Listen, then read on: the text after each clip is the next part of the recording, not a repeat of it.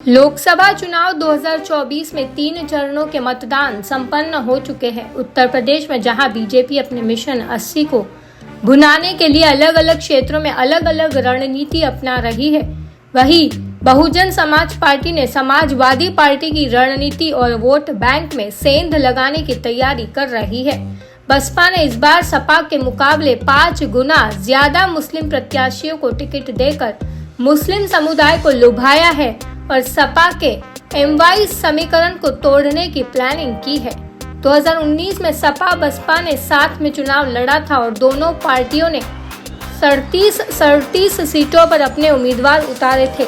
इस बार बसपा जहां 78 सीटों पर चुनाव लड़ रही है, वहीं अखिलेश यादव की पार्टी इंडिया गठबंधन का हिस्सा है और 62 सीटों पर चुनाव लड़ रही है। इस बार के चुनाव में सपा की मुश्किलें किसी और ने नहीं बल्कि पिछले चुनाव की सहयोगी मायावती ने बढ़ा दी है।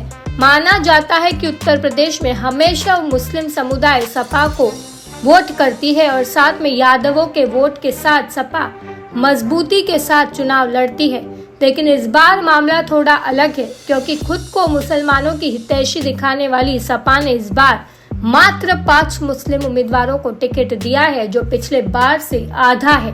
पिछली बार सपा ने यूपी में 10 मुस्लिम उम्मीदवारों को टिकट दिया था।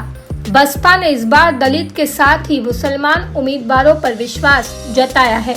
मायावती ने उत्तर प्रदेश में जहां 2019 के चुनाव में 6 मुस्लिम उम्मीदवारों को उतारा था, वहीं इस बार 22 मुस्लिम उम्मीदवारों पर उन्होंने भरोसा जताया है। वहीं कांग्रेस की बात करें तो यूपी में कांग्रेस ने 2 मुसलमान उम्मीदवार उतारे हैं। समाजवादी पार्टी को बढ़ चढ़कर वोट करने वाले यादव समुदाय को भी बसपा ने लुभाने की कोशिश की है और 6 यादव उम्मीदवार अपने कोटे से उतारे हैं। वहीं सपा ने 5 यादव उम्मीदवारों को टिकट दिए हैं, जिसमें देखने वाली बात यह है कि 5 उम्मीदवार उनके कुनबे के ही है। वहीं ब्राह्मण और ठाकुर समुदाय पर भरोसा जताने वाले बीजेपी ने जहां पिछली बार 17 ठाकुर उम्मीदवारों को टिकट दिए थे, वहीं इस बार 14 ठाकुर प्रत्याशियों को मैदान में उतारा है। 2014 में बीजेपी 21 ठाकुर उम्मीदवारों को टिकट दी थी। बीजेपी ने इस बार भले ही कम प्रत्याशी दिए हो, लेकिन उनकी आबादी से ज्यादा प्रत्याशी उतारे हैं।